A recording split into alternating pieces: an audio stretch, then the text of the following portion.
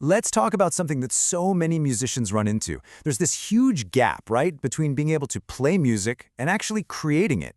Today, we're going to explore a space that's designed to bridge that very gap and help you find your own unique musical voice. I mean, think about it for a second. Does this sound familiar? You've practiced for hours, you can play the chords, you can read the notes, but have you ever written a song that's 100% yours? It's super common. So many of us have the technical skill, but we're missing that creative confidence to go from just being a player to being a creator. So, how do we fix that? Well, that's where this whole idea of the create zone comes in.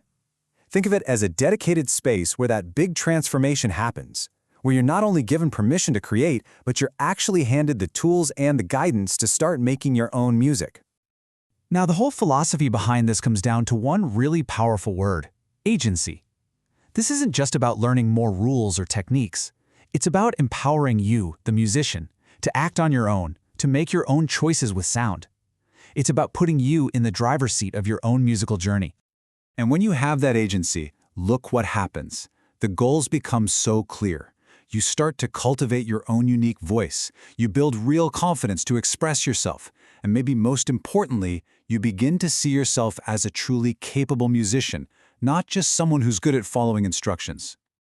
Okay, so how does this work in the real world? It's not about waiting around for some lightning bolt of inspiration to strike. No, it all starts with building a practical toolkit, a set of fundamental building blocks that you can use to create anything.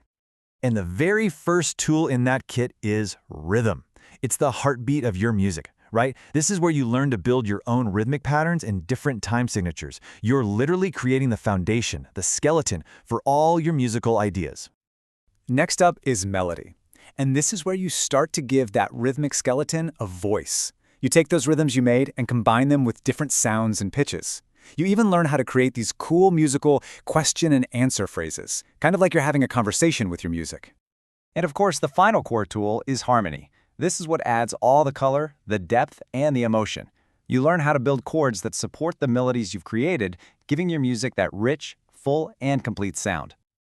Now, you might be thinking this is all just one big, unstructured jam session, but it's actually not. There's a clear framework here. The whole process is guided by specific skills, from composing simple rhythms to reinterpreting existing songs. It's creativity, but with a supportive scaffold to help you along the way. All right, so you've got the tools. Now for the fun part. This is where we talk about putting it all into action, moving from just understanding the building blocks to actually creating something that's totally original. This is where your music really comes to life. I absolutely love this comparison because it nails the difference perfectly. You know, playing a piece someone else wrote, it's like you're following their map. But reinterpreting it, that's like taking their map and starting to draw your own routes, your own destinations. You're not just copying music anymore, you're truly making it your own. And hey, if you think that sounds like some kind of musical shortcut, think again. I mean, just look at this quote. Professional musicians have been doing this for centuries. Think about how many hit songs have borrowed from something like Pachelbel's Canon or the 12-bar blues. It's a totally legitimate and powerful part of the creative process. And here's something really cool. What if you can't write traditional sheet music? Does that mean you can't be a composer? Absolutely not. You don't have to be. A graphic score lets you use shapes, lines, colors, anything really to map out your musical ideas. It makes composition accessible to everyone. So, this brings us to the ultimate destination of this whole journey. All these tools, all these techniques, they're all leading to one single incredible outcome: you becoming the composer. This is about finally discovering what your own unique musical voice actually sounds like. This is the moment where you take the lead. You know that conductor's baton? It's a symbol of creative leadership. And in the Create Zone, that baton is passed to you. You're in charge of the vision. You are the composer. So when all is said and done, what do you walk away with? Well, you get that confidence and agency we talked about. You start to develop a real musical identity. And you do it all at your own pace. You even get better at practical things, like being able to figure out your favorite songs just by listening to them. And this isn't just theory, you know? This is real. This is a quote from the mom of a student named Gracie.